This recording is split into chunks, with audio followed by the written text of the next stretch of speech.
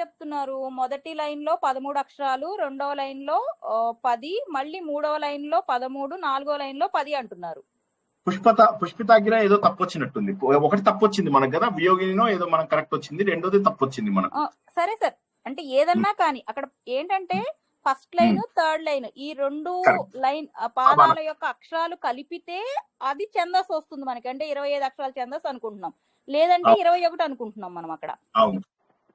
అప్పుడు ఉపజాతి అనేది సమవృత్తం కిందకి వెళ్తుంది సార్. మనకి వర్ణాలు వచ్చినా, అంటే ఇప్పుడు ఈ గణ విభజన సపరేట్ గా వచ్చినా ఉపజాతి అనేది అర్ధ సమవృత్తంలోకి రాదు అని నా డౌట్ సార్.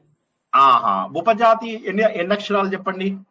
అది 13. అంటే ఉపజాతి 13 కాదు, ఉపజాతి మీకు ఉపజాతి అంటే 12 అక్షరాలు 11లోకి వస్తుంది.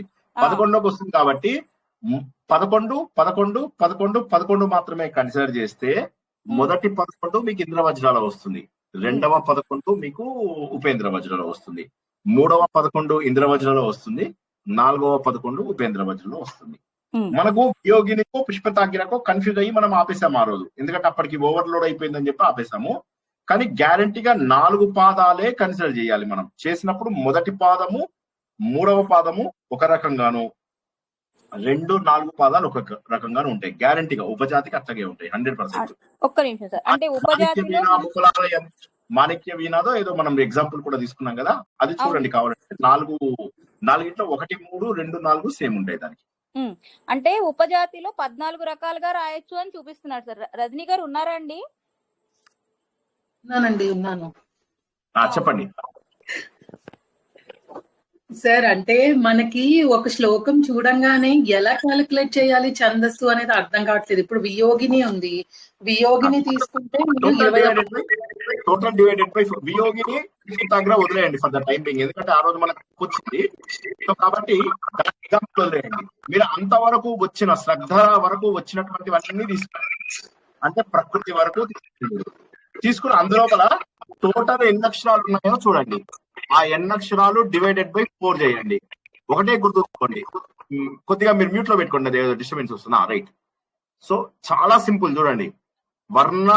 వర్ణ ఛందస్సు, మాత్ర ఛందస్సు. అక్షరాలు కనుక గడిబిడిగా ఉంటే అది మాత్ర ఛందస్సు, ఎందుకంటే అక్షరాలతో సంబంధం ఉండదు, మాత్రలతో సంబంధం ఉంటుంది కాబట్టి అక్కడ అక్షరాలు మారుతాయి. వర్ణ ఛందస్సులో వర్ణములు ఖచ్చితంగా సమానము ఉండి తీరవలసిందే. సింపుల్. 12 12 12 12 అంటే ఒక ఛందస్సు. ఆ ఛందస్సులో గణముల విభజన మారితే అది వృత్తం. మీరు ఇంకొకసారి చూడండి, మళ్ళీ మనం చెప్పినవన్నీ కూడా ఇంకొకసారి చూడండి. Total divided by 4 that is equal to మనకు ఒక లైన్ వస్తుంది. ఆ ఒక లైను ఎన్ని అక్షరాలు ఉందో చూసి దాన్ని ఆ ఛందస్సుగా పిలవండి. పిలిచిన తర్వాత 1వ లైను 2వ లైను సేమ్ గణ విభజన ఉంటే వృత్తం ఎప్పుడు మారుతుంది? గణ విభజనతో వృత్తం మారుతుంది, అంతే. ఛందస్సు అనేది మనకు వర్ణ ఛందస్సులో అక్షరముల సంఖ్య మారే అవకాశం లేదు. బట్ అదొకటే గుర్తుంచుకోండి. ఒకవేళ అక్షరముల ఛందస్సు మారినట్లయితే అది మాత్రా ఛందస్సులో మారుతుంది. మనం జయ హనుమాన జ్ఞాన గుణ సాగర అవన్నీ తెలుసుకున్నాం కదా, శ్రీ గురు చరణ సరోజన, అందులోపల అక్షరాలు కూడా మారిపోతాయి మీకు. ఎందుకంటే మీకు అక్కడ మాత్రలు సమానం కావాలంతే. అక్షరాలు 11 ఉండాలి, 13 ఉండాలి, 14 ఉండాలి, ఏం పర్వాలేదు, కానీ అక్కడ మీకు మాత్రలు సమానంగా ఉండాలి. కానీ వర్ణ ఛందస్సు లేదా అక్షర ఛందస్సు అని ఏదైతే అన్నామో దానికి మాత్రం సింపుల్ టోటల్ శ్లోకం డివైడెడ్ బై 4 చేసేసేయండి. అది ఆ పర్టికులర్ జాతి. ఒక పదం ఒక దాంట్లో ఎన్ని అక్షరాలు ఉంటాయో అదే దాని ఛందస్సు. ఒక్క గాయత్రి ఛందస్సుకే మనకేమవుతుందంటే 8 8 8 కానీ 3 పాదాలు, లేదా 6 6 6 6 అనే 4 పాదాలు కానీ ఉంటాయి. ఆ ఎక్సెప్షన్ వదిలేసి, అది కూడా వేదంది కాబట్టి, మిగతా అన్నిట్లలో కూడా అట్లీస్ట్ మామూలు కవులు రాసేవన్నీ కూడా 4 పాదాలుగానే డివైడ్ చేసుకోవాలి. ఓకేనా? వేదములలో ఉన్నది మాత్రమే 3 5 పాదాలు కూడా వచ్చే అవకాశం ఉంది. మిగతావన్నీ కూడా 4 వచ్చే అవకాశం ఉంది. ఇంతవరకు క్లియరా? అది క్లియరే ఉంది సార్. అంటే మిగతావన్నీ క్లియర్ గానే ఉన్నాయి సార్. ఈ లాస్ట్ ది ఒక్కటి వచ్చేటప్పటికి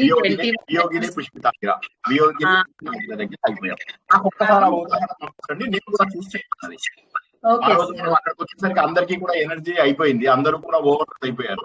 సో నాకు ఆపేశారు ఆ రోజు. అది 1 10 లెటర్స్ వస్తున్నాయి, 2 and 4 లో 11 లెటర్స్ వస్తున్నాయి.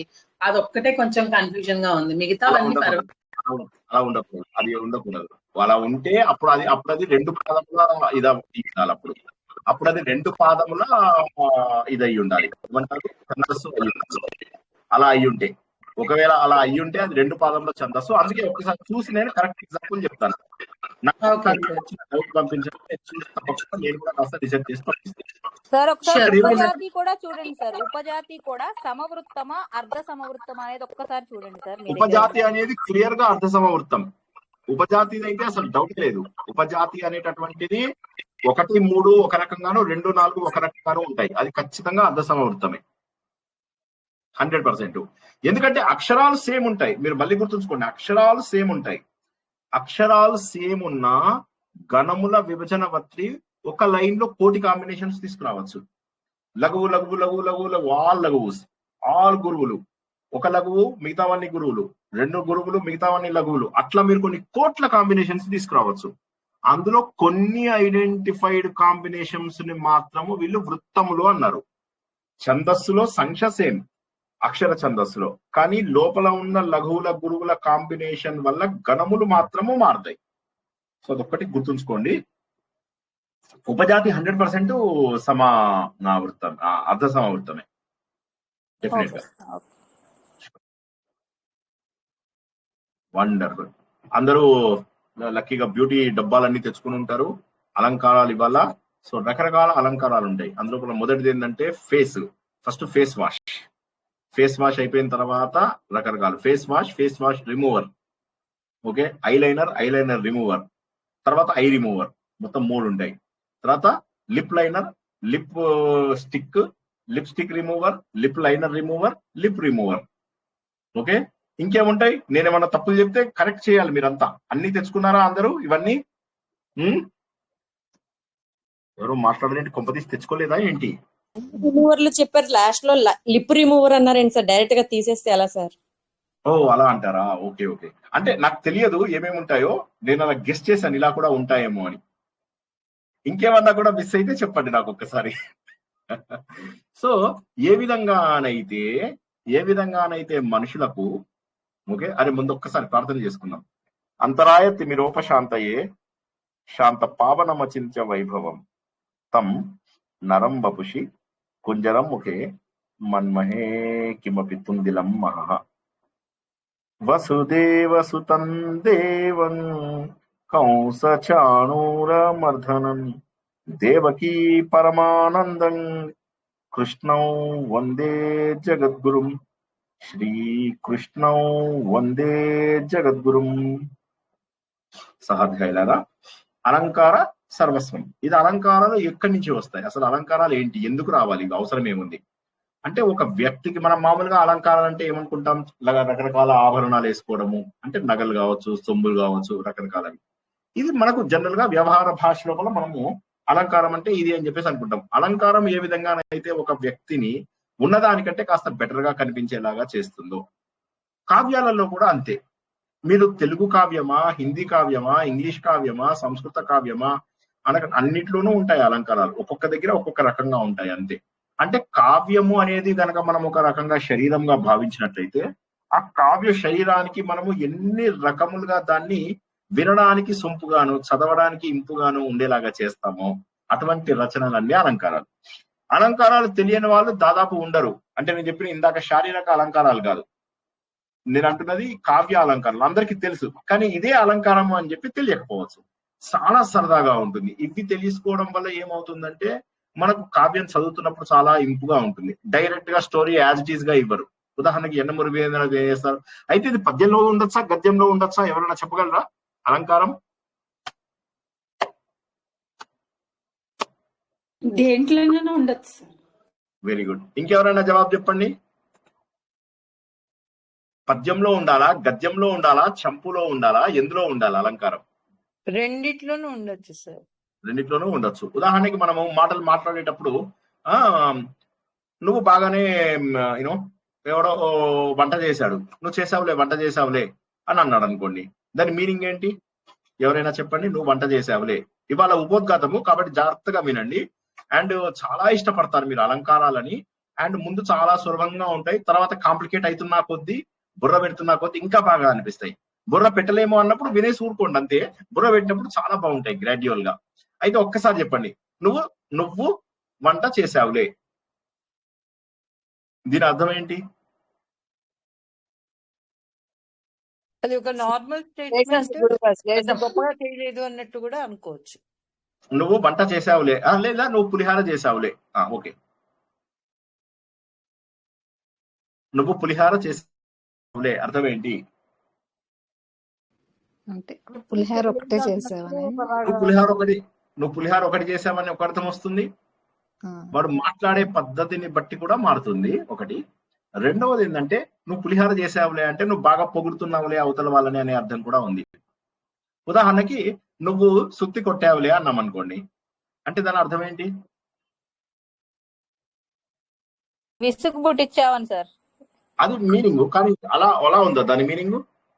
నువ్వు హ్యామర్ తీసుకుని వాడు గోడకు ఒక మేఘ కొట్టాడు, తప్పేముంది మేఘ కొడితే? Sarcasm sir, sarcasm sir. సర్కేజము ఉంది, మామూలు అర్థం కూడా ఉంది. సో మామూలు అర్థంని ఏమంటారంటే వాచ్య అర్థము అంటారు. ముందు దానికంటే ముందు పదము యొక్క అర్థము ఫస్ట్ చూసుకోండి. 3 రకాలు. ఇవాళ కొద్దిగా ఉపోద్ఘాతం కాబట్టి జాగ్రత్తగా వినడానికి ఇష్టపడండి. పదము యొక్క ప్రతి అర్థము. పదం అంటే అందులో పదాలు, పదములు వాక్యాలను తయారు చేస్తాయి కదా. ఒక్కొక్క పదంకి ఒక్కొక్క అర్థం ఉంటుంది. కాబట్టి ఆ పదాలన్నింటినీ కలుపుకుంటే వచ్చేటటువంటి అర్థమును పదం యొక్క అర్థము అని చెప్పేసి అంటాం. తర్వాత వాక్యం యొక్క అర్థం. వాక్యం యొక్క అర్థం అంటే ఏంటంటే, ఆ వాక్యం చదివిన తర్వాత అవతల వాడికి నువ్వు పులిహార కలిపావులే, నువ్వు పులిహార కలిపావులే. ఓకే, 2 రకాలుగా. సో ఇప్పుడు ఏమైతుంది, నువ్వు పులిహార కలిపావులే అంటే వాడు పులిహార అక్కడ కలిపాడు అనే ఒక మీనింగ్ వస్తుంది. నువ్వు బాగా పొగిడావులే అనేటటువంటిది వాడు మాట్లాడే పద్ధతిని బట్టి వస్తుంది. సో మాట్లాడే పద్ధతిని బట్టి వచ్చేవి ఏమైనా అంటే మనకు వాడుక లోపల సామెతలు లాగాను, ఇప్పుడు కావ్యాలలో గాను వాటిలో గాను మనకు కొత్త మీనింగ్ తెచ్చేలాగా వచ్చేసాయి అవి. అయితే అది ఎవరికి అర్థమవుతుంది? ఎవరైతే రసహృదయులు ఉంటారో వాళ్ళకే అర్థమవుతుంది. ఇప్పుడు నువ్వు సుత్తి కొట్టావురే అంటే సినిమాలో చూస్తున్నాం, ఎక్కడ సుత్తి కొట్టాడు వాడు, ఎక్కడ ఏమైంది, ఎక్కడ సుత్తి కొట్టాడు అనుకుంటాం. కానీ అది తెలిసిన వాడు నవ్వుతాడు, అది తెలియని వాడికి నవ్వు రాదు. సో కాబట్టి ఏమవుతుందంటే కావ్యాలు కూడా అలాగే వాచ్యార్థము, లక్ష్యార్థము, వ్యంగ్యార్థము అని చెప్పి 3 రకాలు ఉంటాయి. చాలా సార్లు ఏమైతుందంటే వాచ్యార్థము అంటే ప్రతి పదానికి ఉన్నటువంటి అర్థాన్ని కలుపుకుంటే వచ్చేది బేసిక్ అర్థం. లక్ష్యార్థము అంటే వాడు పులిహార కలిపాడు, ఓకే వాడు పులిహార కలిపాడు, పులిహార కలిపేసి పెట్టాడు. కానీ వాడు పులిహార కలిపాడు అనే దాని లోపల వాడు వేరే వాళ్ళని పొగుడుతున్నాడు. వాడు ఒక జోక్ వచ్చింది అనమాట. ఒక హస్బెండ్ కూర్చొని భోజనం రకరకాల కాఫీలు టిఫిన్లు తింటూ ఉంటాడు. లోపల నుంచి వైఫ్ రకరకాల వంటలు తీసుకొస్తూ ఉంటుంది, నవ్వుతూ సిగ్గుపడుతూ తీసుకొస్తూ ఉంటుంది అనమాట. సో పెద్దవాళ్ళు 40 ఏళ్ళు 50 ఏళ్ళ వయసు ఉన్న వాళ్ళు అనమాట. అయితే భర్త అంటాడు, ఇంతోటి అందానికే ఈ తమన్నా తర్వాత అనుష్కలు ఎగిరెగిరి పడుతున్నారు, నీ అంత అందం ఉంటే ఇంకా ఏమైపోయే వాళ్ళో వాళ్ళు అంటున్నారు అనమాట. వాడు అప్పుడు ఒక పేపర్ చదువుతూ ఉంటాడు, పులిహార కలపడం ఎలా అని చెప్పేసి ఒక బుక్ చదువుతూ ఉంటాడు అనమాట. సో ఇప్పుడు దీన్ని బట్టి మనం అక్కడ ఏం అర్థం చేసుకుంటాము అంటే, వాడు పొగడ్డానికి ఇది చేస్తున్నాడు, అంటే అవతల వాళ్ళలో ఉన్నా లేకున్నా కూడా ఆ లక్షణాన్ని పొగడడానికి ఇష్టపడుతున్నాడు అని. అయితే పదముల అర్థం వేరు ఉండే ఛాన్స్ ఉంది. ఇప్పుడు మీకు ఉదాహరణకి కమలాక్షి నర్చించు కరములు కరముల, అవును, కమలాక్షి నర్చించు కరములు, దాని మీనింగ్ ఏంటి? అంటే కరములు కరములు అంటే ఇప్పుడు పదం యొక్క అర్థం తీసుకున్నట్లయితే కరములు అన్న ఒకటే కదా. అంటే విష్ణుమూర్తిని పూజించే చేతులు అని. అంటే అర్థం చెప్పండి, అంటే వ్యంగ్యార్థం. అంటే పూజించలేని వాళ్ళ చేతులు కాదు అని. అది. కానీ మరి అక్కడ కరములు అన్నప్పుడు పదములలో మనకి ఏం తెలిసింది? రెండు పక్కపక్కనే ఉన్నప్పటికీ కూడా కరములు అనేవి ఒకే రకమైనటువంటి పదము ఒకటే అయినప్పటికీ కూడా అర్థం ఒకటి కాదు.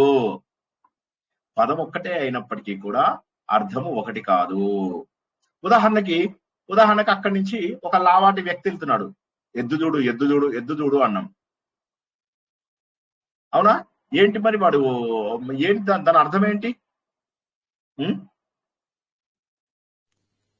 ఎవరైనా చెప్పండి. భారీ వాడివి పర్సనాలిటీ అని. బాగా లావుగా బాగా ఉంది. పర్సనాలిటీ అని చెప్పేసి ఎవరైనా చూడు తాడి చెట్టు వచ్చింది మన ఆఫీస్ లోకి, తాడి చెట్టు వచ్చింది అంటాం. అంటే ఏంటి? అంటే పొడుగ్గా ఉన్నాడు వచ్చి. పొడుగ్గా ఉన్నవాడు ఉన్నాడు అని చెప్పి. మరి వాడు తాడి చెట్టు ఎలా అవుతాడు అంటే పదముల యొక్క అర్థము వాచ్యార్థము, లక్ష్యార్థము. వాచ్యార్థం అంటే పదములు, తాడి చెట్టు వచ్చింది. తాడి చెట్టు రావడం అంటే తాడి చెట్టు లిటరల్లీ నడుచుకుంటూ వచ్చింది అని చెప్పేసి. తాడి చెట్టు రూపంలో ఉన్న ఒక మనిషి వచ్చాడు అని మీనింగ్ రెండోది. మూడోది ఏంటంటే ఒక మనిషి బాగా పొడుగ్గా ఉన్నాడు, వాడు లోపలికి వచ్చాడు అనేది కరెక్ట్ అర్థం. సో ఈ విధంగా ఇది మీకు గ్రాడ్యువల్ గా పోతే 3 అర్థాలు ఉన్నాయని తెలుస్తాయి. ప్రస్తుతానికి 2 అర్థాలు ఉన్నాయని అర్థమవుతుంది. ఒకటి వ్యంగ్యార్థం అని అర్థమవుతుంది, ఒకటి పదార్థం, పదం యొక్క అర్థం ఉన్నాయి, 2 మాత్రమే ఉన్నాయి అని అర్థమవుతుంది.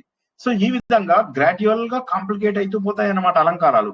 ఎంత కష్టపడితే వీళ్ళు ఎన్ని రకాల అలంకారాలు పుట్టించారు. ఇవన్నీ పుట్టించడానికి కారణం ఏంటంటే మొట్టమొదట భరతముని మనకు నాట్య శాస్త్రం ఇచ్చారు. ఆ భరతముని ఇచ్చినటువంటి నాట్య శాస్త్రాన్ని నాట్య వేదం అని కూడా అంటారు. మన మహాభారతాన్ని ఎలా అయితే 5వ వేదం అంటారో, ఆ భరతముని ఇచ్చినటువంటి నాట్య శాస్త్రం అంటే డాన్స్ కాదు, నాటకం యొక్క శాస్త్రం అన్నమాట. నాటకం యొక్క శాస్త్రంని నాట్య శాస్త్రం అంటారు. అందులోపల రకరకాల అలంకారాలను ఆయన చెప్పాడు. ఆయన అందులోపల ఏమంటాడంటే అసలు శరీరం ఏ విధంగానైతే ఆభరణాలతో అలంకృతం అవుతుందో కావ్యం కూడా అదే విధంగా అలంకారాలతో అందంగా ఉంటుంది అని చెప్పేసి ఆయన ఖచ్చితంగా చెప్పేశాడు. అదే భామహుడు అని ఒక మహానుభావుడు ఉన్నాడు. ఆయన గురించి అసలు ఎంత చెప్పినా తక్కువే. ఆయన ఏమంటాడు తెలుసా, అందమయ్యేదే అవ్వచ్చు, కానీ ఆ వనితకు ఆభరణాలు లేకపోతే ఆమె అందగత్తె కాకపోవచ్చు, ఆమె శోభించదు అని చెప్పి చెప్తాడు. అంటే వీళ్ళు కావ్యం గురించి చెప్పే ముందు అలంకారాలు ఎందుకు ఖచ్చితంగా ప్రతి ఒక్కరూ వాడాలి. ఇక కొంతమంది ఎలాంటి అలంకారాలు వాడతారంటే అసలు ఇంకా మనకు ఇక విసుగొస్తుంది అన్నమాట. ఉదాహరణకి ఈయన హర్షుడు రాసినటువంటి నైషధ చరిత్ర, అది నేను ఒకసారి మీకు కాపీ పేస్ట్ చేసి పంపిస్తాను. మేము ఎంఏలో చదువుకున్నాము. అసలు అది చదువుతూ ఉంటే ఇంకా అసలు పిచ్చెక్కిపోతుంది అనమాట. కొద్దిసేపు అయ్యేసరికి గ్యారంటీగా పిచ్చెక్కుతుంది. అంత అలంకారాలు ఉపయోగించేసేసి రాస్తాడనమాట. విపరీతంగా రెండు అర్థాలు 3 అర్థాలు వచ్చేలాగా రాస్తూ ఉంటాడనమాట. సో కాబట్టి ఏమవుతుందంటే ఏ విధంగానైతే మనకు శరీరానికి అలంకారాలు అలా, తర్వాత పురాణాలలో వాటిల్లో కూడా అలంకారాలను రాయడం మొదలెట్టారు. వారు ఏమన్నారంటే అసలు అలంకారాలు కనుక లేకపోతే కావ్యము నుదుటి పైన కుంకం లేనటువంటిది అటువంటి మనుషులతో సమానము అని చెప్పేసి అంటాడు అనమాట. మగవాళ్ళు కానీ ఆడవాళ్ళు కానీ కుంకుమ ఖచ్చితంగా పెట్టుకుంటే అందంగా ఉంటారు. అది లేకపోతే ఒక వ్యక్తి ఎలా ఉంటాడు, అందంగా ఉంటాడు. ఇక వాగ్భటుడు అని ఇంకొక ఆయన ఉన్నాడు. ఆయనైతే ఏమంటాడు తెలుసా, మంచి శబ్దాలు, మంచి భావాలు. ఇక్కడ మనం ఒకసారి ఆపుకుందాం. శబ్దము దాని భావము 2 కూడా అలంకారాలే. ఈ పాయింట్ అర్థమైందా? అందరికీ అర్థం కాలేదా? అర్థమైందండి. శబ్దము భావము, దీన్ని ఒక్కసారి మనము విల్ ట్రై టు అండర్స్టాండ్. శబ్దం ఏంటి, భావం ఏంటి? ఉదాహరణకి మీరు ఆయన పేరేంటి, జొన్న విత్తులు ఆయనది ఒకసారి ఒకటి చదివారు. ఒకటి ఆయన చదువుకుంటూ వెళ్ళిపోయారు. ఒక పాము లాంటిది ఆయన కావ్యం చదువుతుంటే అందులో బుస్ బుస్ బుస్ బుస్ అని చెప్పేసి వస్తూ ఉంటుంది. జ్ఞాపకం ఉందా? ఇంకొకసారి గుర్రపు టెక్కల గురించి నా ఎవరో కవిత్వం రాస్తే అందులో అన్ని కూడా డుముకు డుముకు డుమకుట డుముకు డుముకు అని చెప్పేసి ఇట్లా ఏదంటే తబలా కొట్టిన టైప్ లోపల చదువుతూ ఉంటారు. అవి శబ్దాలు. శబ్దాల ద్వారా కొన్ని మనకు చెవులకు చాలా మంచిగా అనిపిస్తాయి. ఇప్పుడు మనము ఈ ఇంగ్లీష్ పాటలు అవి ఇవి చూస్తాం కదా, అందులోపల గోల ఎక్కువగా అనిపించినా కూడా మనకేమనిపిస్తుంది, అవి చెవులకి చాలా ఇంపుగా అనిపిస్తాయి. సో కొన్నేమో శబ్దంతోటే బాగుంటాయి, కొన్నేంటి దాని అర్థం తెలుసుకున్న తర్వాత చాలా అద్భుతంగా ఉంటాయి. నేను ఒకసారి ఒక చక్కటి పాటని మా అమెరికన్ ఫ్రెండ్ కు వినిపించాను. దానికి వాళ్ళ తోటి నేను లైఫ్ చేంజ్ చేసేస్తా అన్నా. వాడు లైఫ్ చేంజ్ చేస్తాననగానే వాడిగా వదిలేసి వచ్చాడు, అయిపోయింది వాడు. కాకపోతే వాడు విన్నది తప్పు. నేను లైఫ్ చేంజ్ చేస్తానన్నాను, వాడు వైఫ్ చేంజ్ చేస్తా అన్నానేమో అనుకుని వాడు ఎంత హ్యాపీగా వచ్చాడో. వాడిని కూర్చోబెట్టానరే కూర్చోయి అంటే చెప్పు ఏంటి ఇప్పుడు ఏం చేయబోతున్నావు అని. నేను నీ పాట వినిపిస్తాను. వాడు కొద్దిగా అప్పుడే డౌట్ వచ్చింది, వాడు విన్న పదం తప్పేమో అని చెప్పేసి డౌట్ వచ్చింది వాడికి. సరే అక్కడ నేను పెడుతున్నాను అనమాట, పాట పెట్టాను. పెట్టి హమే తుమ్సే ప్యార్ కిత్నా ये हम नहीं जानते मगर जी नहीं सकते तुम्हारे बिना అని చెప్పి వినివాడు. ఇది వినేసి నేను చాలా ఎమోషనల్ గా ఫీల్ అయిపోతున్నాను. వాడికి అర్థం కాలేదు. ఏంటి అన్నాడు. అంటే ఏం నచ్చలేదా అని. అసలు ఐ డోంట్ లైక్ ఇట్ అన్నాడు డైరెక్ట్ గా. వాడు బహుమత పడకుండా ఐ డోంట్ లైక్ ఇట్ అని చెప్పేసి అనేసాడు. ఎందుకని వాడు ఐ డోంట్ లైక్ ఇట్ అన్నాడు ఎవరన్నా చెప్పండి. నేను పాడితే సరే అది వేరే సంగతి, కానీ వాడు విన్నది ఒరిజినల్ పాటనే. ఎందుకు వాడికి నచ్చలేదు? తుమ్హారే బినా అన్నారండి. తుమారే శివ పోయి ఏదో ఒకటి. కానీ ఇక్కడ వాడికి ఎందుకు ఆ పాట నచ్చలేదు? పాట అదే రాగము, నేను విన్న రాగము, వాడు విన్న రాగము అదే. దానిలో భావం ఆయనకు తెలియలే కదా, అందుకని. భావం అంటే ఏంటి? మనకు అర్థం నచ్చలేదు అవ్వలేదు. అది. అంటే కొన్నేమో శబ్దము వింటేనే బాగుంటాయి. ఇప్పుడు ఫర్ ఎగ్జాంపుల్ ఈ నాటు నాటు పాట ఉంది కదా, అది ఆ సినిమాకి ఒక 1/2 కిలోమీటర్ లైన్ న్యూయార్క్ లో. జనరల్ గా అక్కడ అసలు అంత ఉండదు. న్యూయార్క్ లో జనరల్లీ థియేటర్స్ అవి చాలా ఎక్కువ. థియేటర్స్ అంటే మన థియేటర్ కాదు, స్టేజ్ మీద చాలా ఉంటాయి మీకు అక్కడ. అలాంటిది అక్కడ మీకు ఒక 1/2 కిలోమీటర్ వరకు ఈ సినిమా ఆర్ఆర్ఆర్ చూడడానికి లైన్. మన ఇండియాలో ఉన్నట్టుగా, ఇండియాలో ఎప్పుడో గీతాంజలి శివాకి నిలబడేవాళ్ళు, ఇప్పుడు ఎవరు నిలబడట్లేదు, ఆన్లైన్ లో టికెట్ తీసుకుంటున్నారు. అక్కడ అలా నిలబడిపోయారు, లిటరల్లీ నిలబడి చూస్తున్నారు. ఎందుకు? వాళ్ళకి ఆ నాటు నాటు నాటు వస్తే చాలా ఇది. తర్వాత మళ్ళీ బాలకృష్ణది ఒక పాట ఉంది, అది ఏం సినిమాలో నాకు తెలియదు, నరసింహనాయుడు ఏదో. అందులోపల నిన్న కుట్టేసినది మొన్న కుట్టేసినది అంటే వాడు పైన వాడు డ్యాన్స్ చేస్తున్నాడు. వాడు ఎవడు ఆ ప్రొజెక్ట్ చేస్తున్న వాడు ఉంటాడు కదా, వాడు ఎంజాయ్ చేస్తున్నాడు, ఇలా ఇలా ఊగిపోతున్నాడు వాడు కూడా ఆ పాటను చూసుకుంటూ. నీకు ఏమర్థమైంది అయినా అంటే ఇట్స్ వండర్ఫుల్ సాంగ్ అంటున్నాడు వాడు. అంటే కొన్ని శబ్దము ద్వారాను కొన్ని అర్థము ద్వారాను మన మనసుకి హత్తుకుంటాయి. ఈ పాయింట్ అందరికీ అర్థమైందా? రావణాసుర స్తోత్రం విన్నా కూడా అలాగే ఉంటుంది సార్. జటా కటాహ సంభ్రమ. కరెక్ట్. ఆ లాంగ్వేజ్ కూడా రావాలి కదా సార్, ఆ భాష వస్తేనే, ఆ భాష వచ్చి అర్థం చేసుకుంటేనే ఎంజాయ్ చేయగలరు. కాదు అదే చెప్తున్నా నేను. ఇప్పుడు నేను చెప్పేది ఏంటంటే, ఒకటేమో రిథం మీద, ఇప్పుడు ఆయన చెప్పినట్టుగా ఇప్పుడు మీరు కనుక శివతాండవ స్తోత్రము చదివారనుకోండి, ప్రపంచంలో ఎవరైనా ఇష్టపడతారు దాన్ని. అదే విధంగా మీరు టీవీలోనే ఎక్కడైనా చూడండి, జొన్న విత్తులు ఆయన టీవీలో ఒకసారి చెప్పినప్పుడు పాము గురించి నాకు చెప్తూ అది ఆ పద్యం మొత్తంలో అదేదో పాము కదున్నట్టుగా బుస్ బుస్ బుస్ స అనే పదం ఎక్కువ వస్తూ ఒక పాము తను పడగ విప్పుతున్నట్టుగా సౌండ్ వస్తుంది అన్నమాట. ఓకే, సో శబ్దము ద్వారా మనకు అర్థం తెలియదు, మనకు చాలాసార్లు అర్థం తెలియదు. కానీ ఏమవుతుంది, అర్థం తెలియకపోయినా కూడా శబ్దంలో ఉన్నటువంటి దాని వల్ల మనకు ఆ ఫ్రీక్వెన్సీ వల్ల మనకు చాలా నచ్చుతుంది. ఇంకొక కొన్ని ఎలా ఉంటాయంటే, అర్థం తెలిసిన తర్వాత చాలా బాగుంటాయి, అర్థం తెలిసిన తర్వాత చాలా అద్భుతంగా ఉంటాయి. వాటిని మనము జీవితం లోపల మర్చిపోవడానికి ఇష్టపడం, కొన్నిటిని అర్థం తెలిసిన తర్వాత. సో ఇప్పుడు మనకి ఏం తెలిసింది? అలంకారం అంటే శబ్దము ఉండొచ్చు, అర్థము కూడా ఉండవచ్చు. ఏది ఎక్కువ పాపులర్ అంటారు? శబ్దం సార్. ఇంకెవరైనా వేరుగా అనుకుంటున్నారా? అందరూ శబ్దమే పాపులర్ అనుకుంటున్నారా? రెండు కలిసి కూడా ఉండొచ్చు. అర్థం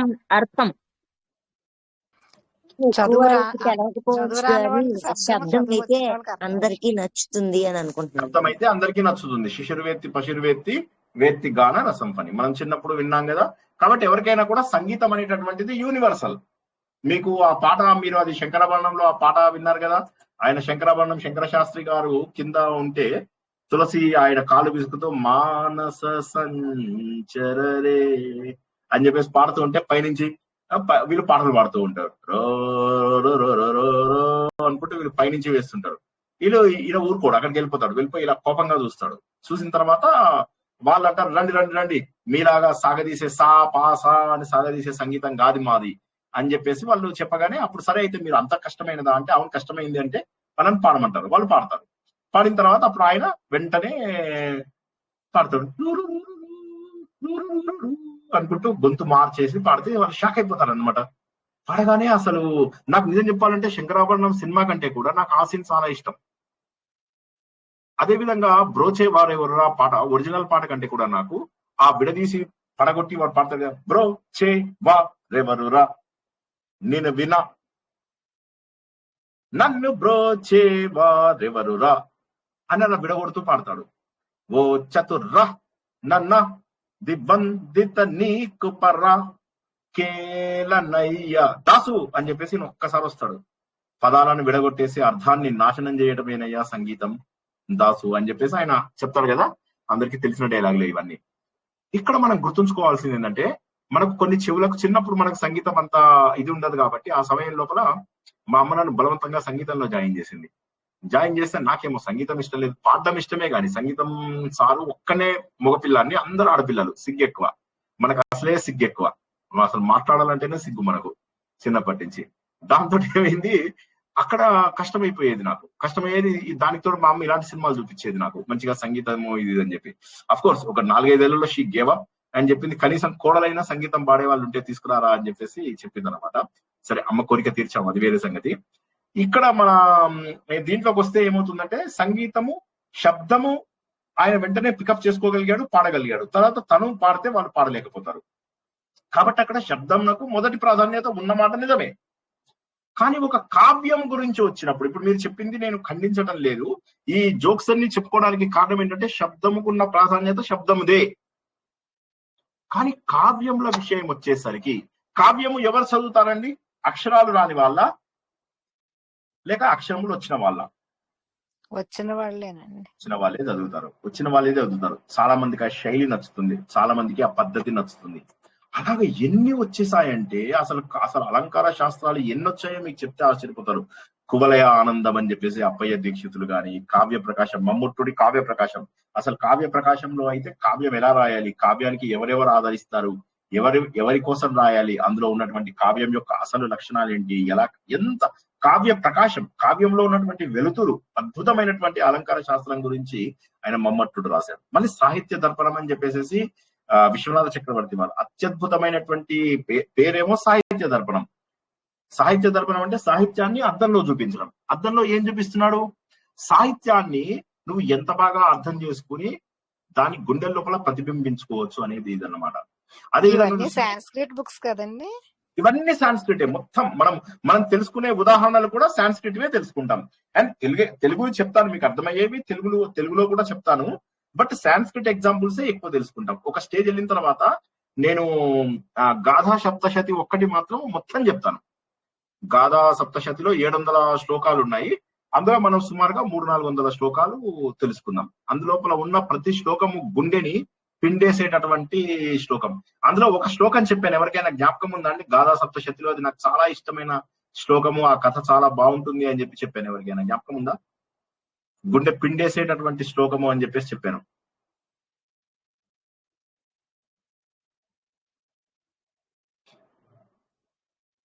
ఒక ముళ్ళ చెట్టు, ఎవరికైనా జ్ఞాపకం వచ్చిందా ఇప్పుడైనా? ఒక ముళ్ళ చెట్టు ఏడుస్తూ ఉంటుంది.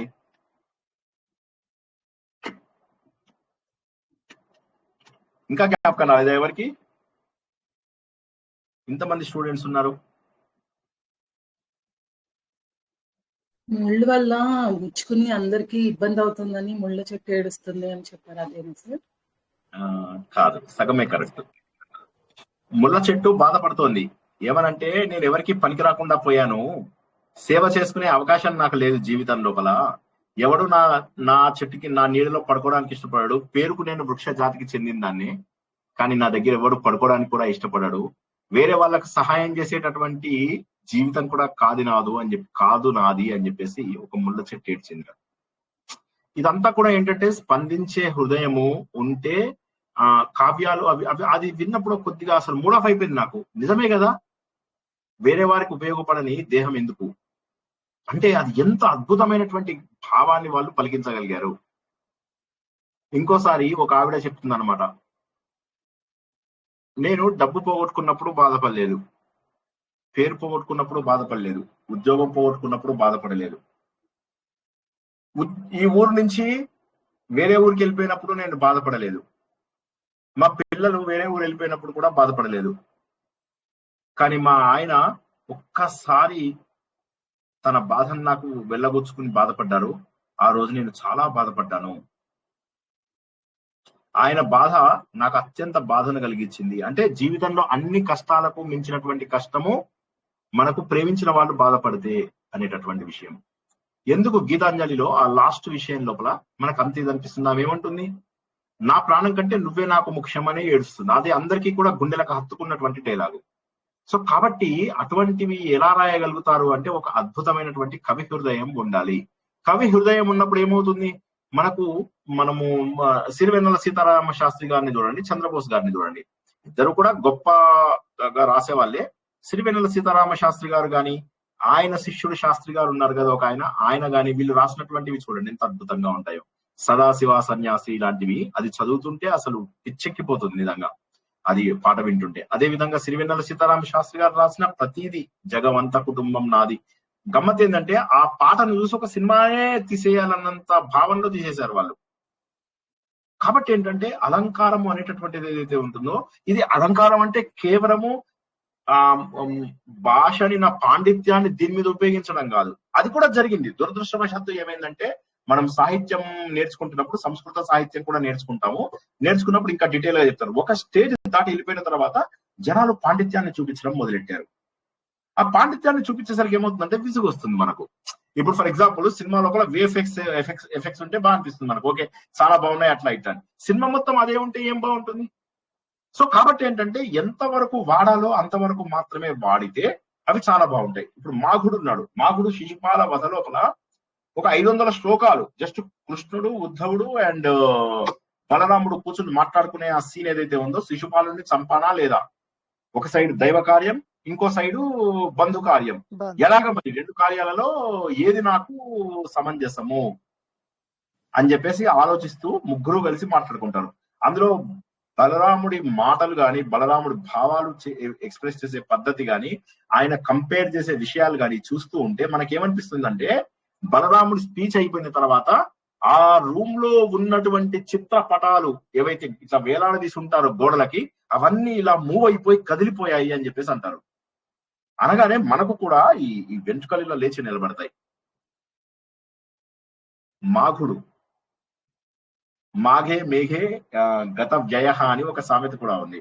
మాఘుడు గురించి తెలుసుకోవడం కోసం గాని, మేఘే అంటే మేఘ సందేశం, మేఘ సందేశం తెలుసుకోవడంలోనే గత వ్యయ, నా జీవితం అంతా వెళ్ళిపోయింది అని చెప్పేసి. మేఘ సందేశం కాళిదాసు రాసింది, మేఘదూతం. సో అది ఈ రెండు చదివితే చాలు జీవితం వెళ్ళిపోతుంది అని చెప్పేసి. మేఘ సందేశంలో ఎంత అద్భుతమైనటువంటి వర్ణన.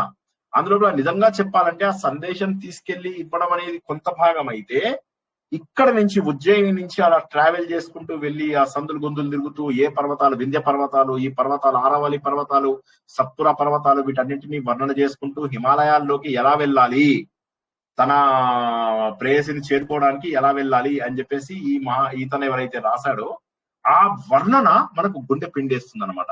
కాబట్టి ఏంటంటే అలంకారములు అనేది, మళ్ళొకసారి చెప్తున్నా, అలంకారములు అనేవి ఏవైతే ఉన్నాయో ఇవి కేవలం రసహృదయాలకు మాత్రమే.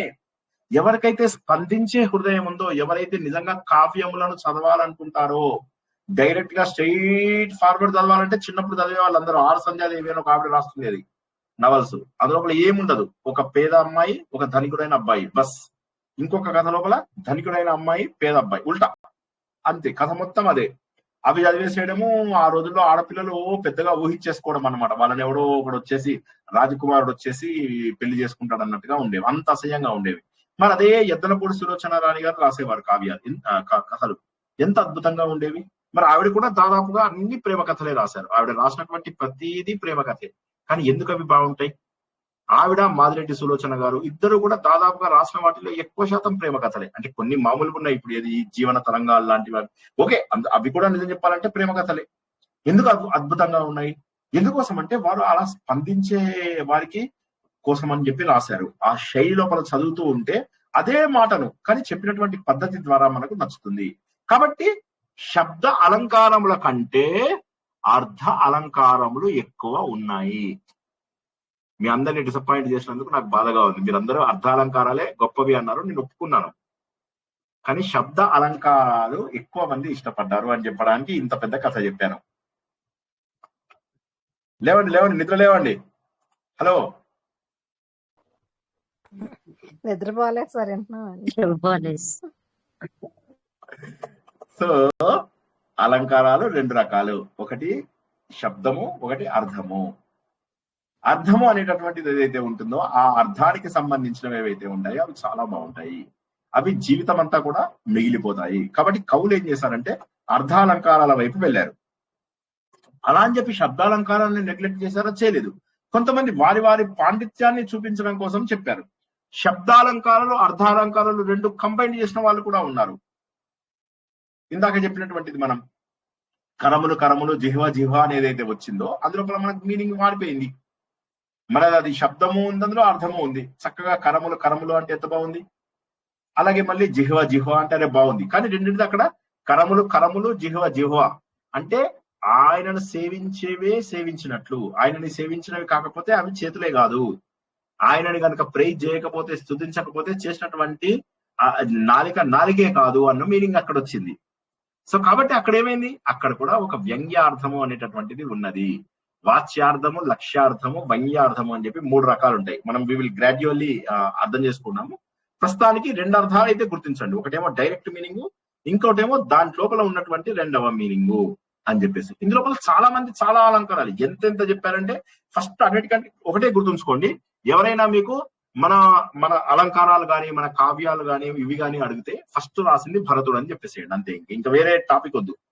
భరతుడు ఒకటే ఆయన ఫస్ట్. ఇంకా చెప్పాలంటే భరతుడు ఆయన ఏం చేశాడు అంటే ఆయన బ్రహ్మదేవుడి యొక్క సభలోనే ఒక దేవదానవ సంగ్రామం అని చెప్పి ఒక నాటకం వేస్తారు అనమాట. వేస్తే ఆ నాటకాన్ని దేవతలు రాక్షసులు కలిసి చూస్తారు. అందులో దేవతలు గెలుస్తారు అనమాట. దేవతలు గెలిగానే రాక్షసులకు కోపం వస్తుంది. ఇది డైరెక్ట్ గా స్టేజ్ మీద వేసి చూపించాలా అని చెప్పేసి వాళ్ళు గొడవ చేస్తారు. సో అక్కడ అర్థాంతరంగా ఆగిపోయింది. సో అక్కడి నుంచి భరతుడు ఏంటంటే నియమాలు పెట్టాడు అని చెప్పేసి చెప్పాడు. అలా ఆయన అద్భుతమైనటువంటి భరత ముని యొక్క నాట్యశాస్త్రం మనకు అందించాడు. అదెప్పుడైనా క్లుప్తంగా ఒక 3 వారాలు చెప్పుకుందాం. ఈ అలంకారాలలోనే చివర సమయంలో టైం ఉంటే మీ ఎవరికి బోర్ కొట్టకుండా రసహృదయులు ఎంతమంది ఉన్నారో చూసి ఇది ఒకటే గుర్తుంచుకోండి. ఈ అలంకారాలు మనం ఇంకొక 2-3 వారాలు కనీసం చెప్పుకుంటాము. రసహృదయులకు చాలా బాగా అనిపిస్తాయి. తర్వాత గాథా సప్తశతి కొన్ని వారాలు చెప్పుకుంటాం మనం. అందులో నుంచి వీలైనన్ని శ్లోకాలు నాకు నచ్చిన ప్రతి శ్లోకము అందులోంచి చెప్పుకుందాం. సో భరతుడు ఏం చేశాడంటే ఉన్నటువంటి వాటి లోపల యమక అలంకారాలు, ఉపమా అలంకారాలు, రూపకాలంకారము, దీపకాలంకారం అని చెప్పి ఈ 4 అలంకారాలే వాడాడు ఆయన. చాలు 4 చాలు, ఏది వర్ణించడానికైనా ఈ 4 వస్తాయి అని చెప్పి చెప్పాడు. అవేంటో తెలుసుకుందామా. ఈ 4 ఉంటే చాలు అని చెప్పి. సో ఇప్పుడు ఇందులో ఉన్న వాళ్ళందరికీ కూడా చెప్పేది ఏంటంటే, సార్ మాకంత బుర్ర లేదు సార్, మాకంత అర్థం కాదు సార్, మాకు ఇంట్లోపల పూజలు చేయడానికి టైం సరిపోదు సార్, మీరు ఏం మాట్లాడుతున్నారు, దిమాకుందా అని చెప్పేసి అనుకుంటున్నారు. అంతేనా? కరెక్టేనా? లేదనే నేను కూడా అనేది, లేదనే దిమాక్ లేదని నాకు అంటున్నా. సో కాబట్టి ఏంటంటే కాబట్టి అలాంటి వాళ్ళు ఈ కనీసం ఈ 4 అలంకారాలు నేర్చుకోండి. ఎందుకంటే భరతముని ఏమన్నాడంటే కనీసం ఈ 4 అలంకారాలు నేర్చుకుంటే చాలు. యమకము, ఉపమాలంకారము, రూపకాలంకారము, దీపకం. Straightforward. ఈ 4 కూడా చాలా స్ట్రైట్ ఫార్వర్డ్ ఉంటాయి. ఈ 4 చదువుకుంటే చాలు మనకు అని చెప్పి. దండి ఎవరు? దండి రాసిన పుస్తకం ఒక అందరికి చాలా పాపులర్ బుక్. అది ఎవరైనా చెప్పగలరా? చిన్నప్పుడు మనం విన్నాం. రామాయణం అండి. అయ్యో కాదండి, ఇంకెవరైనా. వాళ్ళు ఏమైనా అందరూ నిద్రపోయారా? హలో హలో గుర్తు వస్తున్నది కానీ జ్ఞాపకం రావట్లేదండి. దండి దశకుమార చరితం అని చెప్పి వినలేదా? చిన్నప్పుడు మనం నేర్చుకున్నాం దండి దశకుమార చరితం అని. అందులోపల 10 మంది హీరోలు ఉంటారు మొత్తం మీద. ఈ రాజు తన పిల్లలు, తన మంత్రి పిల్లలు, తర్వాత ఇంకా ఇట్లా అందరినీ కలుపుకుని ఆ 10 మంది కలిసి చేసే సాహస యాత్రలని దశకుమార చరితం అంటాం. అది కూడా మనం నేర్చుకుందాం ఎప్పుడైనా. సో ఆయన ఏమన్నారంటే అట్లా కాదు, 34 అలంకారాలు ఉన్నాయి అని చెప్పేసి అందులోపల ఉన్నవన్నీ కూడా శబ్దాలంకారాలకి ఎక్కువ పాపులారిటీ ఇచ్చాడు. సారీ, అర్ధాలంకారాలకి ఎక్కువ పాపులారిటీ ఇచ్చాడు దండి. ఇక మమ్ముట్టుడు ఇందాక మనం ఒకటి శాస్త్రం తెలుసుకున్నాం. ఎవరికైనా జ్ఞాపకం ఉందా? ఇందాకే అనుకున్నాం మమ్ముట్టుడిది.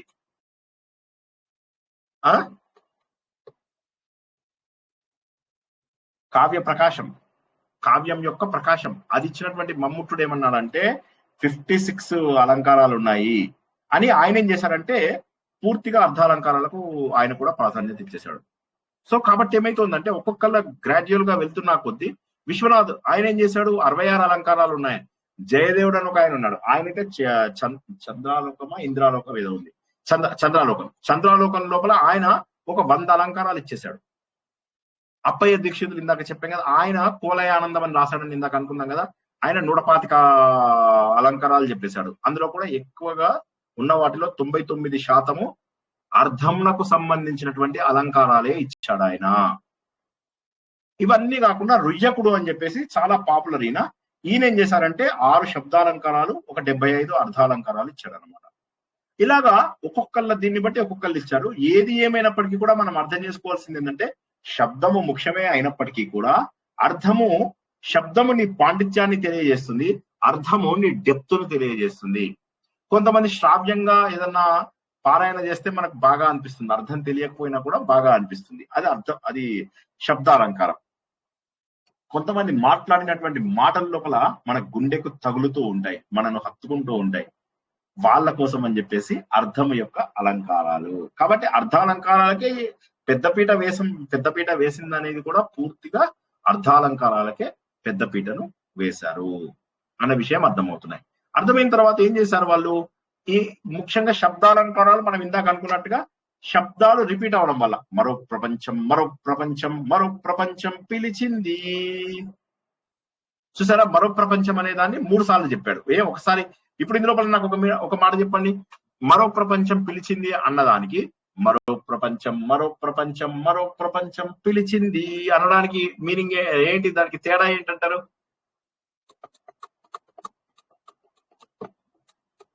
ఎక్కువగా చెప్పడం ప్రాముఖ్యత ఇచ్చారండి. దాన్ని గొప్పగా చెప్పడానికి ఒక మీనింగ్ అవుతుంది. ఇంకోటి ఏంటంటే అలా చదువుతూ ఉంటే బాగుంటుంది. భజ గోవిందం భజ గోవిందం భజ గోవిందం మూఢమతే. ఇక్కడ మళ్ళీ భజ గోవిందం భజ గోవిందం భజ గోవిందం అని 3 సార్లు చెప్పాడు అన్న విషయాన్ని ఒకసారి అర్థం చేసుకుంటే మనము ఇంకొకటి ఏమైనా అర్థం చేసుకుంటామంటే అఫ్ కోర్స్ ఆయన గురువు గారు అయినటువంటి గోవిందుడు, ఈయన వెంకటేశ్వర స్వామి ఆ గోవిందుడు, తర్వాత మనలో ఉన్నటువంటి ఆత్మస్వరూపాన్ని కూడా గోవింద అంటాము, వాక్కుని కూడా అంటాం మనం. సో కాబట్టి అది కూడా ఒకటి అయి ఉండవచ్చు అని చెప్పేసి మనం అలా కొత్త అర్థం తీసాము. కానీ అది ఫస్ట్ రాసింది వారు శబ్దం కోసం రాసినటువంటివే, వాళ్ళు రాసినటువంటిది శబ్దం కోసం రాసినటువంటివే. సో శబ్ద అలంకారాలు ఉపయోగం అయినప్పటికీ కూడా అర్థ అలంకారాలు ఎక్కువగా పాపులర్కి వచ్చాయి.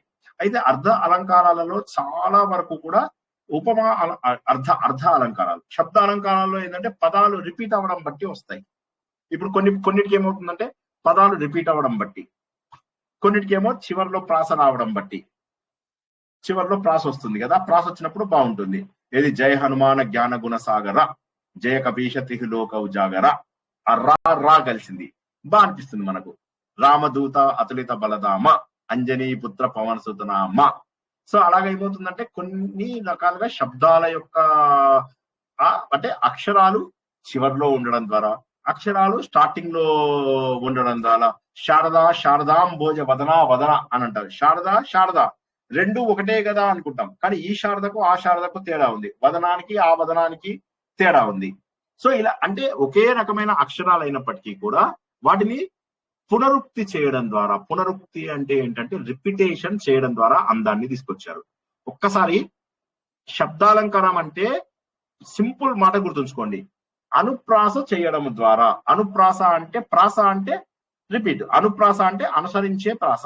అనుసరించే ప్రాసలు ఇట్లా రిపీట్ చేయడం ద్వారా దాన్ని అందంగా చేశారు. రిపీట్ చేస్తే బాగుంటుంది, రిపీట్ చేస్తే బాగుంటుంది. అదేమిటి, ఏ అక్షరం రిపీట్ చేయాలి, చివరక్షరమే రిపీట్ చేస్తాం మనం, దాన్నే ప్రాస అనుకుంటాం. కానీ ప్రాస అనేటటువంటిది ఏదైతే ఉందో అది ఎక్కడైనా పెట్టవచ్చు. మనము ఆ శ్లోకంలో ఎక్కడైనా పెట్టవచ్చు. ఒక అక్షరాన్ని రిపీట్ చేస్తావా, 2 అక్షరాలు రిపీట్ చేస్తావా, 3 అక్షరాలు రిపీట్ చేస్తావా, 4 అక్షరాలు రిపీట్ చేస్తావా, ఇది మనకు తెలియదు. ఒకటి ఉందన్నమాట, రుచిరే మన జాయతే, రుచిరేవ న జాయతే. ఇది మళ్ళీ మనం ఇంకోసారి తెలుసుకుంటాం. ఈ రెండు కూడా ఒకే రకంగా ఉన్నాయి, కానీ కొద్ది మార్పుతోటి అక్షరాలను కొద్దిగా మార్చడం ద్వారా దాని లోపల అర్థాన్ని మార్చేశారు. అలా కూడా సో శబ్దాలలోంచి కూడా అర్థాన్ని తీసుకొచ్చి ఉభయ అలంకారాలు చేశారు కొంతమంది. శబ్దాలను కూడా కొద్దిగా మార్చడం ద్వారా, అంటే అక్షరాలను కొద్దిగా, అవే అక్షరాలు అవే అర్థం ఉన్నవి. ఇందాక కరములు అంటే మామూలుగా చదివిన వాడికి ఇది కరములు ఇది కరములు ఏముంది తేడా అనుకుంటారు. కానీ తర్వాత దాన్ని డీప్ గా ఆలోచిస్తే అలా లేని వాళ్ళ చేతులే కావు అనేటటువంటి డీప్ మీనింగ్ వస్తుంది. సో కాబట్టి ఏమైందంటే శబ్దాలంకారాలలో కూడా అర్థాలు ఉంటాయి. అంటే శబ్దములు రిపీట్ అవ్వడం అనేది ఒక క్యారెక్టరిస్టిక్. ఫస్ట్ ఆల్ క్యాన్సిల్, ముందు ఒక్కొక్కటి గుర్తుంచుకోండి. శబ్ద అలంకారాలు అన్ని కూడా రిపిటేషన్ పైన ఆధారపడ్డాయి. ఫస్ట్ ఈ పాయింట్ అర్థమైందా లేదా చెప్పండి. ఇప్పుడు మళ్ళీ అన్ని ఫ్రెష్ గా నేర్చుకుంటున్నారు. శబ్దములు రిపీట్ అవ్వడం ద్వారా శబ్దం యొక్క అలంకారాలు వచ్చాయి. అర్థమైందా లేదా అందరికి? ఫస్ట్ ఈ పాయింట్. అర్థమైందండి. సో అంటే ఏంటి, అక్షరాలు రిపీట్ అవ్వడం వల్ల అక్షరాలు గాని పదములు గాని రిపీట్ అవ్వడం ద్వారా శబ్ద అలంకారాలు వచ్చాయి. ఎన్ని అక్షరాలు రిపీట్ అవ్వాలంటారు? 4 వరకు చెప్తారు కదా. ఆ? Same letter. ఎన్ని అక్షరాలు రిపీట్ అవ్వాలి? ఒక అక్షరం రిపీట్ అయితే బాగుంటుందా? 2 అక్షరాలు రిపీట్ కావాలా? 3 అక్షరాలు రిపీట్ కావాలా? 4 రిపీట్ కావాలా? 5 రిపీట్ కావాలా?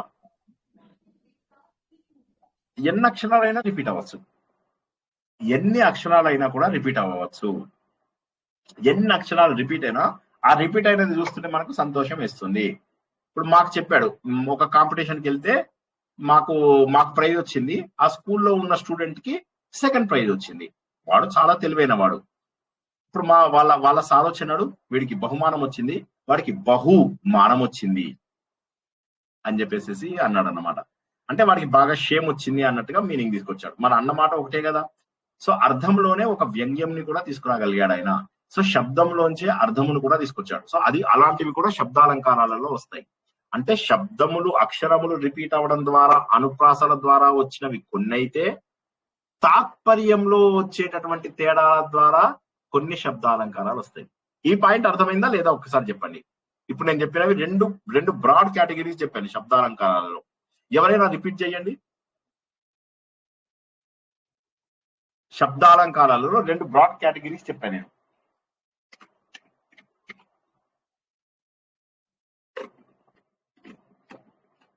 ఫస్ట్ది శబ్దములు రిపీట్ అవడం వల్ల వచ్చేది సార్.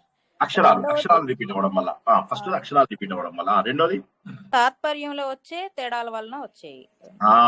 సో అవే అక్షరాలు కానీ రిపీట్ అయినా కూడా తాత్పర్యంలో వచ్చినటువంటి తేడాల వల్ల కూడా అందం కలుగుతుంది. ఇంకెవరైనా చెప్పండి. దీనికి ఎగ్జాంపుల్ మన వాగర్థ సంపృక్తో చెప్పుకోవచ్చు కదండి గురువు గారు. శబ్దం కాదు, అది ఇక్కడ రాదు. అది ఇక్కడ రాదు. అక్కడ ఏంటంటే అది వాగర్థ అంటే పార్వతి పరమేశ్వరం, పార్వతీ రమేశ్వరం అక్కడ చెప్పుకోవచ్చు కదా. Right correct. అవును, లాస్ట్ లైన్ లో వస్తుంది అది. కరెక్ట్. నేను ఫస్ట్ లైన్ లో అనుకున్నాను. అవును, మీరు పార్వతి, అక్కడ ఇద్దరు పేర్లు వస్తాయి, విష్ణుమూర్తిది శివుడిది ఇద్దరివి వస్తాయి. కరెక్ట్. Right correct. సో ఇంకెవరైనా ఈ 2 లక్షణాలు చెప్పండి. రాధిక చెప్పిన 2 లక్షణాలు చెప్పండి ఇప్పుడు.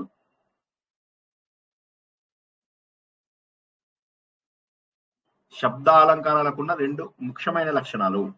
ప్రాస వల్ల అందం వస్తుంది సార్. రైట్. ఒకటేమో భావం వల్ల, తాత్పర్య భావం వల్ల. తాత్పర్యం వల్ల. భావము అనేది మళ్ళీ మనకు అర్థాలంకారాలలో ఎక్కువ వస్తుంది. అదే పదమును వేరే వాడుకలో వేరేగా వాడడం వల్ల వచ్చేది. కరెక్ట్.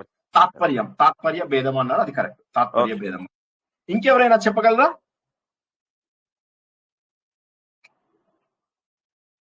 ప్రాసలో ఎన్ని అక్షరాలైనా ఉండవచ్చు. 1 ఉండొచ్చు, 2 ఉండొచ్చు. ఎస్. అది మొదటి ప్రాస, ఆది ప్రాస కావచ్చు, అంత్యప్రాస కావచ్చు, మధ్యప్రాస కావచ్చు, 2 అక్షరాలు రిపీట్ అవ్వచ్చు, 3 అక్షరాలు రిపీట్ అవ్వచ్చు. సో అలా అక్షరాలు ఎన్ని రిపీట్ అయ్యాయి అనేది లెక్కలేదు. మనకి ఏంటంటే జనరల్ గా అంత్యానుప్రాస వాడటం అనేది మనకు బాగా పాపులర్. ఎక్కువ. అవును, అది ఎక్కువ వాడతాం, అంత్యానుప్రాస. సో ఇదంతా కూడా మనం శబ్దాలంకారాల గురించి తెలుసుకుంటున్నాం. ఇంకెవరైనా చెప్పండి 2 లక్షణాలు శబ్దాలంకారాలకు ఉన్న మెయిన్ 2 లక్షణాలు. మిగతా ఇంకా డీటెయిల్ గా వచ్చే క్లాస్ లో తెలుసుకుందాము. ఇవాళ జస్ట్ ఉపోద్ఘాతమే. జస్ట్ శబ్దం ఏంటి, అర్థం ఏంటి చెప్తాను అంతే, అయిపోయింది. ఇంకొక అయిందంటే ఇంకొక 5 నిమిషాలు, మాక్సిమం 10 నిమిషాలు. ఇంకెవరైనా చెప్పండి. ఒకే పదం 2-3 సార్లు వాడటం వల్ల వచ్చే అర్థం శబ్దం ఒకటి. Very good. ఇంకా రెండోది అర్థాన్ని బట్టి వచ్చేది ఒకటి. అర్థం బట్టి కాదు, ఆ పదం యొక్క అర్థం బట్టి అనండి. మొత్తం వాక్యం యొక్క అర్థం వల్ల అర్థం. ఇప్పుడు శారదాంబోజ, ఓకే, అది అక్కడ 2 శారదాని, కానీ రెండింటిది మీనింగ్ మారిపోతుంది. నేను ఇందాక అన్నట్టుగా రుచిరేవ నజాయతే, రుచిరేవ నజాయతే అదనమాట. అలా అంటే ఆ పదమును వాడే పద్ధతిని బట్టి కూడా మారిపోతుంది. కరములు అన్నాం, 2 ఒకటే, కానీ దాన్ని వాడే పద్ధతిని వల్ల ఏమైందంటే దాని తాత్పర్యం మారిపోయింది. అట్లాగా. ఇంకెవరైనా లాస్ట్ చెప్తే నేను అర్థాలంకారాల్లో అర్థం చేయిస్తా. శబ్దాలంకారాల్లో కొన్ని అక్షరాలు రిపీట్ అవటం వల్ల అది ప్రాస ఏర్పడి దానికి ఒక అలంకారం వస్తుంది. అది శబ్దాలంకారంలో ఫస్ట్ పార్ట్. ఆ అక్షరాలు ఎన్నైనా రిపీట్ అవ్వచ్చు. రెండవది ఏంటి అని అంటే అక్షరాల రిపిటేషన్ అలాగే ఉంటుంది, కానీ అప్పుడు మనం ఒక పదాన్ని రిపీట్ చేస్తున్నాం అనుకోండి, ఒక పదము ఒక మీనింగ్ ఇస్తుంది, రెండో పదం వేరే మీనింగ్ ఇస్తే అది తాత్పర్యం డిఫరెన్స్ వలన అది కూడా ఒక అలంకారంగా ఏర్పడుతుంది. చాలా వండర్ఫుల్, 100% యాక్యురేట్ గా చెప్పారు. That is correct. ఒక్కొక్కసారి ఏమవుతుందంటే ఈ అక్షరాలు రిపీట్ అయ్యేటప్పుడు రెండు పదాలలో ఇందులో 3 అక్షరాలు, ఇందులో 1 అక్షరం, ఇందులో 3 అక్షరాలు, ఇందులో 2 అక్షరాలు, ఇందులో 3 అక్షరాలు, ఇందులో 4 అక్షరాలు, ఇష్టం వచ్చినట్టుగా కలిపేస్తూ ఉంటారు కూడా. అలాగా మీరు కావాలంటే చూడండి, అది ఒక బ్రాహ్మణుడు మాంసం తిన్నాడు ఏదో ఉంది, అది నాకు జ్ఞాపకం లేదు, అది ఒక 4 అక్షరాలు రాయమని అంటారు. రాయమంటే వాడు రాస్తాడు, కానీ దాన్ని విడదీస్తూ రాస్తాడు. అది నేను మర్చిపోయాను. అది ఎవరికైనా జ్ఞాపకం ఉందంటే గ్రూప్ లో పెట్టండి. నేను అది సార్ చెప్పచ్చా సార్? రామునితో కపివరుండు తోక. చెప్పచ్చు. అది కూడా మారిపోయింది, అర్థం మారిపోయింది. అయితే అది అర్ధాలంకారంలోకి వస్తుందేమో చూద్దాం. శబ్దంలో మనకేమి అక్కడ రిపిటేషన్ ఏముంది మీకు? అక్కడ రిపిటేషన్ ఏముందో చెప్పండి. అక్కడ రిపిటేషన్ లేదు కదా, ఇమిటేషన్ లేదు, కానీ అర్థం మారేందుకు తోక పెట్టారు కాబట్టి అది అర్ధాలంకారం అయింది అది. కానీ రిపిటేషన్ ఉండాలి. నేను అందుకే ఏమన్నా శబ్దాలంకారాలలో 2 క్యారెక్టరిస్టిక్స్ ఉండాలి. రిపిటేషన్ అయితే ఐగిరి నందినిలో చాలా వస్తాయి సార్. రజని రజని రజని కరచారు అట్లా 100% అది శబ్దాలంకారం. ఇందాక శర్మ గారు చెప్పారు, అది కూడా శబ్దాలంకారం. ఏది?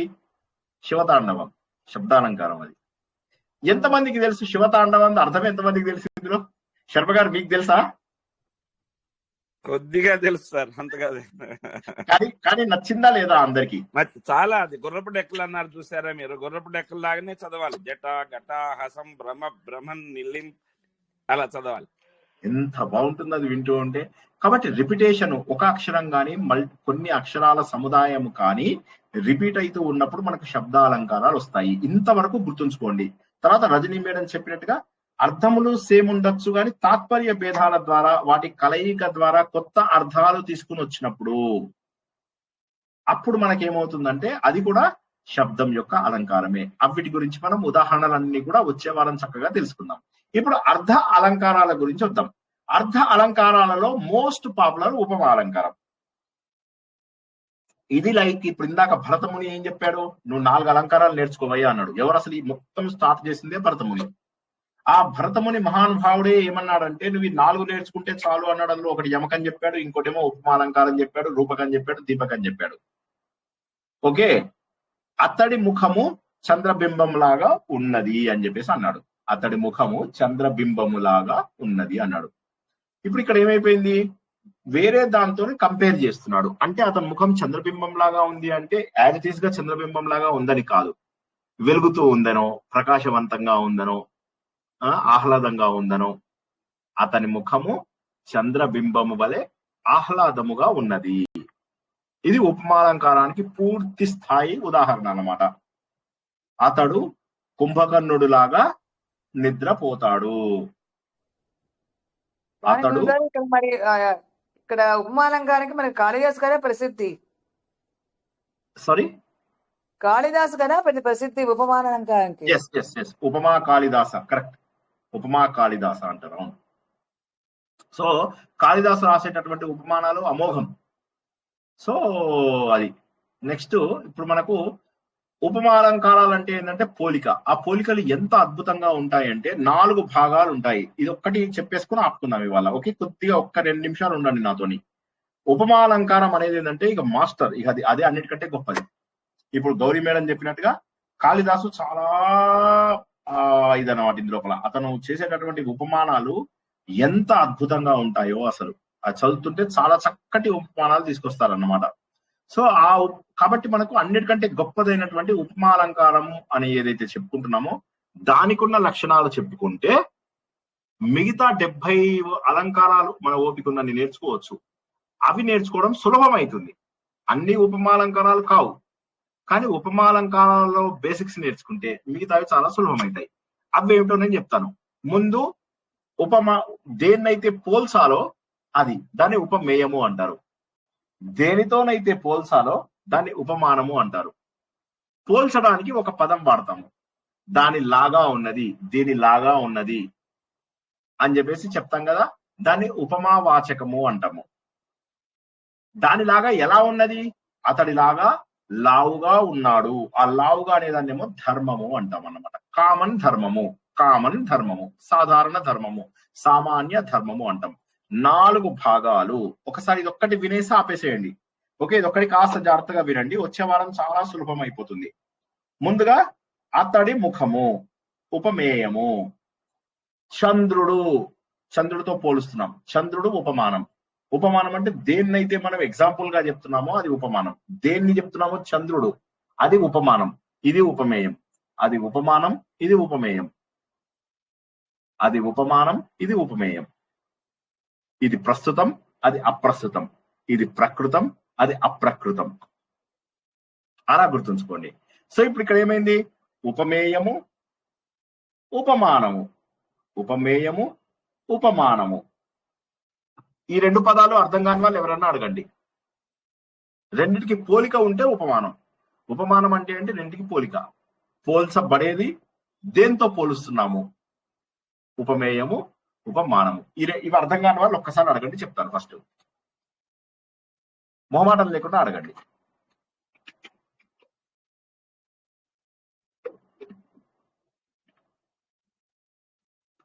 ఎవరైనా సిగ్గుపడుతుంటే మొహమాట పడకండి, ఎందుకంటే ఫస్ట్ క్లాస్ లోనే సిగ్గుపడితే తర్వాత నెత్తిలోకి ఎక్కవు ఇవి.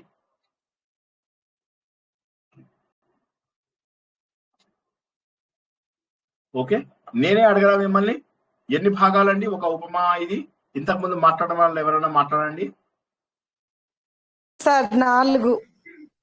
చెప్పండి, ఏంటేంటవి? ఉపమేయము, ఉపమానము, ఉపవాచకము, ఇంకోటి ధర్మము, ప్రాపర్టీ, ధర్మము, లక్షణము లేదా ధర్మము. ఓకే, సరే.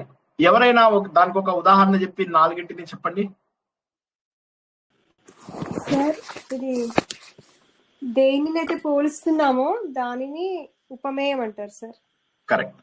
అతడి ముఖము అన్నప్పుడు, ఆమె ముఖము అన్నప్పుడు అది ఉపమేయం సార్. దేనితోనైతే పోలుస్తున్నామో అది ఉపమానం సార్. కరెక్ట్. చంద్రబింబం వలె అన్నాం కదా, చంద్రుడు. వలే, వలే అనేదాన్ని ఏమంటారు? చంద్రబింబం లాగా, చంద్రబింబం వలే. ఆ వలే లాగా అనేదాన్ని ఏమంటారు? ఉపమానం సార్. ఉపమా వాచకము అంటాము. ఉపమా వాచకం, వలే లేదా లాగా అనేది చెప్తున్నాము. అదన్నమాట. ఇవ అని అంటాం సంస్కృతం లోపల. ఇవ, యత్, సదృశి, ఇవన్నీ ఏవైతే పదాలు యూజ్ చేస్తామో వాటిని సంస్కృతంలో సంస్కృతాన్ని మనం వచ్చే వారము సంస్కృతం ఎగ్జాంపుల్స్ తెలుసుకుందాం. ఇవాళ కాన్సెప్ట్ అర్థం చేసుకుందాం, వచ్చే వారము చక్కగా అర్థం చేసుకుంటూ ముందుకెళ్దాం. ఓకేనా? ఒక చిన్నది చెప్తాను సార్. చెప్పండి. నీ నగుమోమే చంద్రబింబమై పొగలే వెన్నెల కొరియాగా. వండర్ఫుల్. ఎవరైనా ఇప్పుడు చెప్పండి, మీరు ప్రసన్న గారు ట్రై చేస్తారా? లేదు సార్. ఏముంది అందులో? ఉపమానం ఏంటో చెప్పండి. వినలేదు సార్ ఇందాక. మనం చంద్రబింబం సార్, చంద్రబింబం వలే. అదే వలే కాదు, వలే ఏమో ఉపవాచకము, కుడియూస్తున్నది అనేది ధర్మం. అంతే కదా సార్? అది ధర్మం. పగలే వెన్నెల వస్తుంది అంటే నీ ముఖం నుంచి ప్రకాశం వస్తుంది. నీ ముఖంలోంచి నీ నగుమోము ఏదైతే ఉన్నదో అందులోంచి చక్కటి ప్రకాశం వస్తుంది అని చెప్పడం అన్నమాట అక్కడ. సో కాబట్టి ఏంటంటే ఈ విధంగా మనం పోలుస్తూ ఉంటాం. మీరు ఏ పాటైనా చూసుకోండి, అప్పుడు ఏ పాటనైనా చూసుకోండి అనమాట. గాలివానలో పగలే వెన్నెల జగమే ఊయల, అది కూడా ఇందులోకి వస్తుంది కదా, అందులోకే వస్తుంది. కరెక్ట్. అది కాక గాలివానలో వాన నీటిలో పడవ ప్రయాణం అంటే ఏంటి అర్థము? అంటే వీడి అష్ట కష్టమైనటువంటి వీడి జీవితం వెళ్తోంది అన్న మీనింగ్ అన్నమాట. సో ఇలాగా చాలా కాంప్లికేటెడ్ దగ్గర నుంచి చాలా సులభమైనటువంటి వాటి వరకు కూడా మనం ఉపమానాలు తీసుకురావచ్చు. ఉపమానం అనేది ఒక్కటి నేర్చుకుంటే, ఉపమాన అలంకారం ఒక్కటి నేర్చుకుంటే మిగతా అన్ని అలంకారాలు సులభమవుతాయి. ఉపమా అలంకారాలు ఏంటంటే ఒకదాన్ని పోలుస్తాము, దేనితో పోలుస్తాము, సామాన్య ధర్మం ఏంటి, ఏ పదం వాడి రెండింటిని కంపేర్ చేస్తున్నాము, ఏ పదంను వాడి కంపేర్ చేస్తున్నాము. శ్రీనివాసు శ్రీకృష్ణుడు లాగా నల్లగా ఉన్నాడు. శ్రీనివాసు ఉపమేయము, శ్రీకృష్ణుడు ఉపమానము, లాగా ఉపమా వాచకము, నల్లగా ఉన్నాడు అంటే ధర్మము. శ్రీనివాసు నల్లగా ఉన్నాడు, కృష్ణుడు కూడా నల్లగా ఉన్నాడు, ఇద్దరు కర్రోళ్ళు. అని చెప్పేసి. ఇప్పుడు నేను ఒక మాట చెప్తాను, అతను రావణాసురుడు. ఇందులోపల ఉపమా వాచకము గాని ఉపమేయమును ఇంకోటి ఉపమానం రెండు ఉన్నాయి. మరి వలే గాని తర్వాత అది గాని ఉన్నాయా? వలే గాని తర్వాత ఆ రెండిట్లో లేవు. కానీ అది ఇంప్లైడ్. అతను రావణాసురుడు, వాడు రావణాసురుడు అన్నారు అనుకోండి, అంటే వాడు చెడ్డవాడు అనేటటువంటి మీనింగ్. అది డైరెక్ట్ గా ఇంప్లైడ్, ఆటోమేటిక్ గా అర్థం చేసుకునేది. వాడు దుశ్శాసనుడు వాడు దుర్వాసుడు, వాడు కోపిస్తు దుర్వాసుడు, వాడు కోపిస్తు అనే దాని బదులు వాడు దూర్వాసుడు అంటాం. చాలా బాగా చెప్పారు, వండర్ఫుల్ ఎగ్జాంపుల్. వాడు దూర్వాసుడు అయ్యా అంటాం. సో అక్కడ మీరు ఈ 4 రాలేదు, అక్కడ కేవలం 2 వచ్చాయి. వాడు దూర్వాసుడు అన్నాం అంతే. ఒక్కొక్కసారి ఏమైతుందంటే ఆ 2 ఉండకపోయినా కూడా మీకు అర్థమైపోతూ ఉంటుంది. ఈ పాయింట్ అర్థం కాని వాళ్ళు అడగండి.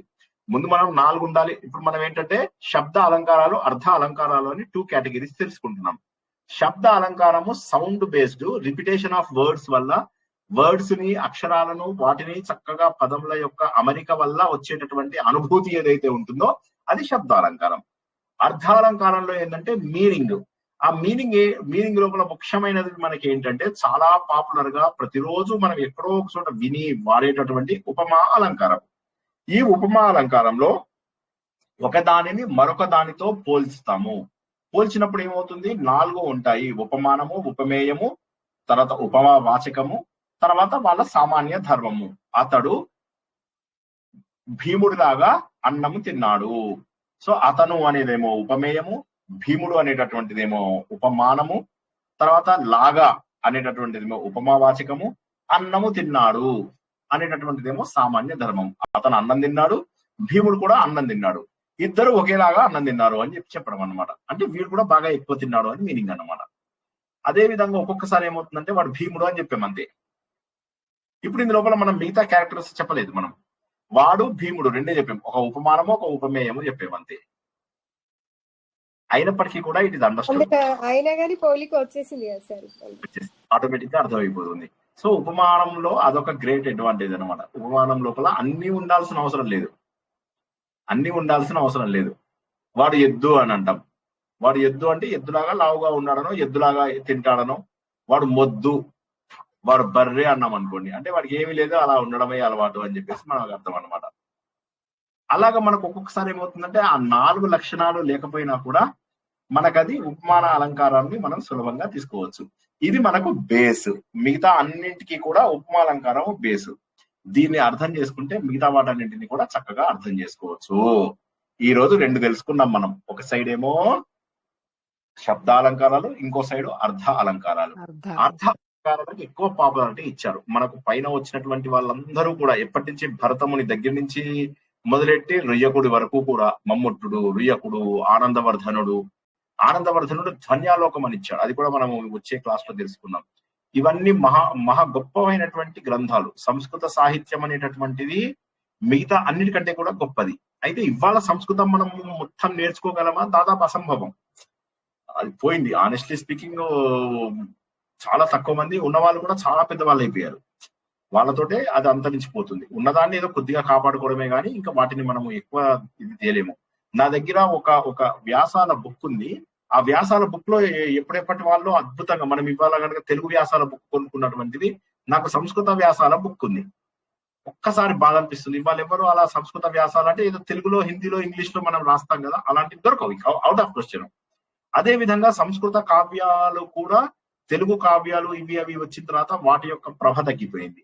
తర్వాత ఇంకోటి ఏమైందంటే మనకు 1100 వచ్చేసరికి సంస్కృత కావ్యాలు రాయడం బాగా తగ్గిపోయింది. రాసినా కూడా అవి చాలా, అంటే ఏదో కంపల్సరీగా మేము రాద్దాము, నా ప్రతిభ చూపించుకోవడానికి చెయ్యాలి అన్నవే తప్పితే చాలా తక్కువ. Of course Narayana Bhattathiri exception, but అలా ఉన్నటువంటివి కొన్ని తప్ప. ఆయన కూడా ముందు పాండిత్యాన్ని చూపించాడు. అంటే మన దగ్గర ఏది ఉందో అదే మనం దేవుడు కనిపిస్తాం. నా దగ్గర పాండిత్యం ఉంది, పాండిత్యాన్ని భగవంతుడు కనిపిద్దాం అనుకున్నాడు, ప్రయత్నం చేశారు. ఆయన చేసి చివరికి మారిపోయాడు ఆయన. That is where we have to understand. But ఇదంతా కూడా ఎందుకు అంటే అసలు ప్రపంచంలో సంస్కృత భాషే మొదలుండేది. నేను ఇంతకుముందు కూడా చెప్పా, ఫ్రెంచ్ అకాడమీ ఆఫ్ లాంగ్వేజెస్ వాడు అన్ని లాంగ్వేజెస్ ని కలిపి ప్రపంచంలో ఉన్న లాంగ్వేజెస్ అన్ని కలిపి గ్రూప్స్ గా చేశాడు. ఆ గ్రూప్స్ 78 గ్రూప్స్ ఉంటే మనది అందులో ఒక గ్రూప్ అన్నమాట. ఆ గ్రూప్ ని ఇండో యూరోపియన్ గ్రూప్ అంటారు. ఆ ఇండో యూరోపియన్ గ్రూప్ లో 130 లాంగ్వేజ్లు ఉన్నాయి. అందులోపల మన ఇండియా నుంచి ఇరాన్ వరకు పైన ఉన్నటువంటి రష్యా, జర్మనీ ఇవన్నీ లాంగ్వేజ్లు, తర్వాత చివరికి ఇంగ్లీష్ కూడా ఇందులోకే వచ్చింది అనమాట. కానీ మిగతా లాంగ్వేజెస్ కి ఇచ్చిన ప్రిఫరెన్స్ మనకి ఇవ్వలేదు, ఎందుకంటే మనం అంతగా అడ్వర్టైజ్మెంట్ చేసుకోలేదు. కానీ నిజం చెప్పాలంటే జర్మనీ ఏదైతే స్ట్రాంగ్ కాంపిటీటర్ ఫర్ సంస్కృత లాంగ్వేజ్ అది కూడా సంస్కృతం నుంచి వచ్చింది. అండ్ ఇంకా గమ్మత్తైన విషయం నేను మీ అందరికీ చాలా సార్లు చెప్పాను. ఒక టైంలో నేను జర్మనీ వెళ్ళి అక్కడ సెటిల్ అవుదామని అనుకుని అనమాట రీసెర్చ్ కోసం అని. ఆ సమయంలో నాకు ఎందుకు వెళ్లాల్సి వచ్చింది అంటే ఆ పుస్తకాలు ఇక్కడ లేవు. నైమిషారణ్యంలో ఉన్న పుస్తకాలు కొన్నే ఉంటే మిగిలిన పుస్తకాలన్నీ అక్కడ ఉన్నాయి, కొన్ని కాలిఫోర్నియాలో ఉన్నాయి. సో ఈవెన్ జర్మనీలో దాన్ని ఎంత ప్రొటెక్టెడ్ గా ఉంచుతారంటే ఆ తాళపత్ర గ్రంథాలని, వాటిని అసలు even you are not suppose to take even photos also. అక్కడ కూర్చొని చదువుకొని వస్తే వచ్చినట్టు. సో ఈ విధంగా మన సాహిత్యం అంతా కూడా వేరే దేశాల్లోకి వెళ్ళిపోయి వాళ్ళు దాన్ని చాలా ఉపయోగించుకున్నారు. మనకు మాత్రం అది పోయింది. ఇప్పుడు మిగిలిపోయినటువంటిది చాలా తక్కువ. సో అటువంటి మహోన్నతమైనటువంటి భాష. బట్ మనము కొద్దిగా అంటే ఎక్కువ మనం చేయలేము దీనికి. ఎంత చేయగలమో అంత ఉన్న వాటిని కనీసం చదివి ఎంజాయ్ చేయగలిగే స్థాయికి వస్తే చాలు. మనం కొన్ని నేర్చుకుందాం తప్పకుండా. అవి చూద్దాం. అందులో ఎస్పెషల్లీ నేను ఇందాక చెప్పినట్టుగా గాథా సప్తశతి లాంటివి అవి కొన్ని తెలుసుకుని సంతోషపడదాం. సో అట్లాంటిది లేదా ధ్వన్యాలోకం లాంటిది తెలుసుకుని ఇచ్చేద్దాం. ధ్వన్య అలోకం, అలోకం అంటే వెలుతురు, ధ్వన్య అంటే సౌండ్, సౌండ్ యొక్క వెలుతురు అని చెప్పి కావ్య ప్రకాశం వాళ్ళు పెట్టిన పేర్లు కూడా చాలా అద్భుతమైనటువంటి పేర్లు పెట్టి అవన్నీ కూడా మనం మెల్లమెల్లగా తెలుసుకుని మధ్యలో భగవద్గీత అయిపోయిన తర్వాత నిరుక్తం ప్రారంభించుకుంటాం. మనం భగవద్గీత బదులుగా ఇంకొక సుమారుగా 6-7 వారాల తర్వాత నిరుక్తం ప్రారంభించుకుంటాం. అదొక 10 వారాలు పడుతుంది. ఇంతవరకు మనం సంస్కృతానికి చేయగలం అంతే. జై శ్రీకృష్ణ. ఆత్మ సుఖము వీడిని ఆట కొరకు పాత్ర పోషణ చేసి సూత్రధారి విశ్రమించదని పాదం ఆశ్రయించి పరమ కరుణాంతరంగా శ్రీ పాండురంగా. జై శ్రీకృష్ణ. ఇంకెవరికైనా ఏమైనా ప్రశ్నలు ఉంటే అడగండి, లేకపోతే ఇవాళ మనం ముగించుకుందాం. రేపు మళ్ళీ నిర్వాణ దశకం తర్వాతి భాగాన్ని, తర్వాత శ్లోకాన్ని తెలుసుకుందాం. గురువుగారు ఇప్పుడు జర్మనీకి మా సంస్కృతానికి చాలా దగ్గర పోలికలు ఉన్నాయి అంటారు కదా. కొద్దిగా కాదు. అంటే ఇప్పుడు అసలు జర్మనీ లాంగ్వేజ్ ఎలా ఉంటుందండి? ఒక్క లైన్ ఎలా ఉంటే చెప్తారా? ఇదే ఇప్పుడు మన దీంట్లో ఉన్నట్టుగా ఇప్పుడు మదర్ ని మ్యాటర్, బ్రదర్ ని బ్యూటరు, ఫాటర్ అంటే ఫాదరు, ఇవన్నీ కూడా మనకు మాతృ, భ్రాతృ ఇందులోంచి వచ్చినవి కదా. ఇలాంటివి కొన్ని పదాలు ఉదాహరణకు చెప్తున్నా. సో అట్లాంటివి చాలా అసలు లెక్కలేనన్ని. నేను యాక్చువల్ గా జర్మనీ నేను బీటెక్ లోపల నేర్చుకున్నాను German language. BTech first year, second year, third year లో ఒక అమ్మాయి రాఖీ కట్టింది. అప్పటి నుంచి జర్మనీ నేర్చుకోవడం మానేశాను అనమాట. సో అదొక విషాద గాథ, మళ్ళీ ఎప్పుడైనా చెప్పుకుందాం. సో అట్లాగా సో అందులో చూస్తుంటే నాకు ఆశ్చర్యం అనిపించేది ఏంటి, చాలా మన ఏకవచనం, ద్వివచనము, బహువచనం యాజ్ ఇట్ ఈస్ మనకు ఉన్నట్టుగానే ఉండేవి. అదొక గాథా సప్తశతి సార్. గాథా సప్తశతి. సో అది సో అట్లాగా మనకు ఏకవచనం, ద్వివచనం, బహువచనం ఎలా అయితే మనకు సంస్కృత భాషలో ఉన్నాయో అదే విధంగా జర్మనీ భాషలో కూడా అట్లాగే ఉంటాయి. సేమ్ వాళ్ళు ఇప్పటికి కూడా అదే ఫాలో అవుతున్నారు. అండ్ ఈవెన్ వాళ్ళకు ఉన్నటువంటి నౌన్స్ కానీ, వాళ్ళ వాడే పద్ధతి కానీ, డాటివ్ కేసు, జెనటివ్ కేసు, ఇవన్నీ కూడా సంస్కృతంలో ఉన్నట్టుగానే ఉంటాయి. బాబోయ్ మరీ కాంప్లికేటెడ్. సో ఓకేనా, ఇవాళకి ఇక్కడ ఆపుకుందాం. అలంకారాలు అందరికీ నచ్చాయని ఆశిస్తున్నాను. క్లుప్త ఉపోద్ఘాతము అర్థం కాని వాళ్ళు ఇంకొకసారి చూడండి, అర్థమైపోతుంది. వచ్చే వారం మనము శబ్దాలంకారాలని కొన్నిటిని నేర్చుకుందాము. తెలుగులో ఎగ్జాంపుల్స్ నేర్చుకుందాము. మీకు తెలిసిన తెలుగు కావ్యాలలోంచి సంస్కృత ఎగ్జాంపుల్స్ ఖచ్చితంగా తెలుసుకుందాం. ఎందుకంటే సంస్కృతంలో కూడా మీకు తెలిసినవి చాలా ఉన్నాయి, అవి తెలుసుకుందాం. అప్పుడు మనకు బాగా నచ్చుతాయి. సో వచ్చే వారం శబ్దాలంకారాలు, అది అయిపోయిన తర్వాత అర్థాలంకారాలులోకి వెళ్దాం. అప్పుడు ఇంకా మీకు చాలా రకరకాల ఇవి ఉంటాయి. ఈ అలంకారానికి ఏం తేడా ఉంది, ఏమి ఇది ఉంది, ఎందుకు అలా వచ్చాయి, వాటి లోపల ఉన్నటువంటి అందం ఏమిటి, వాళ్ళు కవులు ఏం వర్ణించాలనుకుంటున్నారు. కొద్దిగా వెళ్తే అసలు ఏమనిపిస్తుంది తెలుసా, మ్యాథమెటిక్స్, సైన్స్ కంటే కూడా టఫ్ ఏమో అనిపించేంత అందమైనటువంటి అలంకారాలు వాళ్ళు రాయగలిగారు అనమాట. ఎన్ని పద్ధతులు రాశారంటే అసలు అంత కష్టంగా కావ్యం రాయాలి అంటే వాళ్ళకి ఎంత బుర్ర ఉండాలి అనేది బాబోయ్ అది మాత్రము ఒకటైతే చెప్తున్నా, అసలు మేధావులు వాళ్ళు. అది రాయడం అనేది మామూలు ఇది కాదు. ప్రాపర్ గా ఛందస్సులో పెట్టాలి, ప్రాపర్ గా వాటిని వృత్తాలలో పెట్టాలి, మళ్ళీ వాటి లోపల ఈ రకరకాల అలంకారాలను తగిలించాలి, మళ్ళీ ఆ అలంకారాలు అందంగా ఉండేలాగా ఉండాలి, మళ్ళీ దానికి జనాల యొక్క ప్రశంస వచ్చి తీరాలి. ఎంత కాంప్లికేటెడ్ అంటే ఒకటి అసలు షాక్ అయిపోతారు. కొన్ని చెప్తూ ఉంటే మధ్యలోకి వెళ్ళిన తర్వాత షాక్ అయిపోతుంటారు. అలాంటివి తెలుసుకుందాం మనం. సరేనా?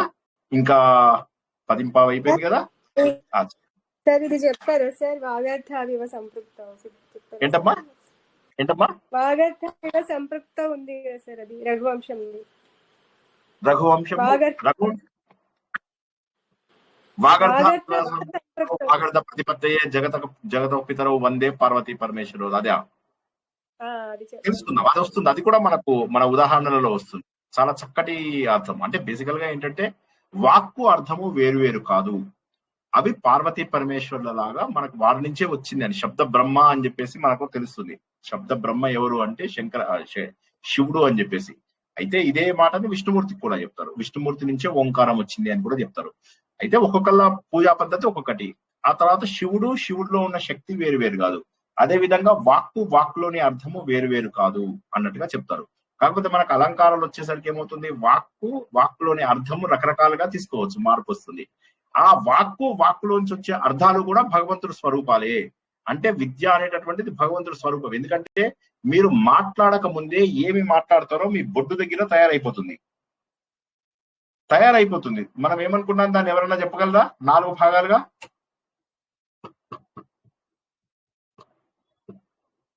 బయటకు పరాపశ్యంతి మధ్యమా వైఖరి. పరాపశ్యంతి మధ్య. సో పరా దగ్గర ఆల్రెడీ ఉంది, నువ్వు మాట్లాడే వాక్యము ఆల్రెడీ పరా లోపల ఉంది. తర్వాత నువ్వు హృదయం దగ్గరికి వచ్చేసరికి ఏమవుతుందంటే నువ్వు దాన్ని గుర్తిస్తావు. నువ్వంటే నువ్వు కాదు, ఎవరైతే యోగిక్ విద్యా ప్రాక్టీస్ అది చేస్తారో వాళ్ళు పశ్యంతి వరకు వస్తారు. మధ్యమ దగ్గరికి ఏమో దాదాపుగా అందరికీ తెలిసిపోతుంది. ఇక్కడి నుంచి ఈ మధ్యమ దగ్గర ఏం మాట్లాడాలి అనేటటువంటి తెలుస్తుంది. ఇక్కడి నుంచి వాక్యాలు ఫామ్ చేయడం అలవాటు అవుతుంది. ఆ వాక్యాలు ఫామ్ చేసినవి నోట్లోంచి వస్తాయి. ఇవన్నీ ఎంత సూపర్ ఫాస్ట్ గా వస్తున్నాయి. నేను ఇప్పుడు ఇంతసేపటి నుంచి మాట్లాడుతున్నాను కదా, ఆటోమేటిక్ వచ్చేస్తున్నాయి. ఇవన్నీ భగవంతుడి సృష్టి. అది ఇట్స్ నాట్ ఈజీ, ఎక్స్ట్రాడినరీ సృష్టి ఇది. దీన్ని కనిపెట్టిన వాళ్ళ గొప్పతనము ఇది. అసలు పరాపశ్యంతి మధ్యమ వైఖరి అక్కడ తెలుసుకున్న వాళ్ళు కూడా ఎంతమంది ఉంటారు. ఎనీవే, సో మళ్ళీ మనం వచ్చే వారం అలంకారాలు తెలుసుకుందాము. రేపు రాత్రి దశశ్లోకి అనేబడే నిర్వాణ దశకంలో తర్వాత శ్లోకము మరింత డీప్ గా తెలుసుకుందాము. మనం ఎవరమో తెలుసుకోవాలి, సరైనటువంటి వైరాగ్యం రావాలి. మనము ఎప్పటికీ జీవితంలో బాధపడకుండా ఉండాలి అంటే మన అసలు స్వరూపాన్ని తెలుసుకోవాలి. ఆ అసలు స్వరూపాన్ని తెలుసుకోవాలి అంటే మొదటి 2 లైన్లు ఏం చెప్తారు దశశ్లోకిలో, నువ్వు ఎవరు కాదు అనేది. 3వ లైన్లో ఎందుకు అనేది చెప్తాడు. 4వ లైన్లో నువ్వెవరు అనేటటువంటి చెప్తాడు. అలా మనకు రిపీటెడ్ గా నువ్వు ఆనంద స్వరూపుడవి, నువ్వు మంగళ స్వరూపుడవి, నువ్వు శాశ్వతుడవి, నువ్వు చైతన్య స్వరూపుడవి అని చెప్పేటటువంటి మహోన్నతమైనటువంటి దశశ్లోకిని రేపు మళ్ళీ చెప్పుకుందాం. అందరూ కూడా ఈ రోజు చెప్పినటువంటి అలంకారాలను వీలైనన్ని సార్లు చూసి, వీలైనన్ని సార్లు పునశ్చరణ చేసుకుని, వీలైతే ఇంటర్నెట్ లోపల, యూట్యూబ్ లోపల వీలైనన్ని వీడియోలు కూడా చూసి కాస్త అలవాటు తెచ్చుకుంటారని, అది వచ్చే వారం మళ్ళీ మనకు ఉపయోగపడుతుంది. ఇది ఆలోచిస్తారని, అందరూ ఇలా ఈ ప్రయత్నం చేస్తారని ఆశిస్తూ ఈ రోజు తరగతిని ఇక్కడికి ముగించుకుందాం. జై శ్రీకృష్ణ. శుభం భూయా. పునర్విరామ.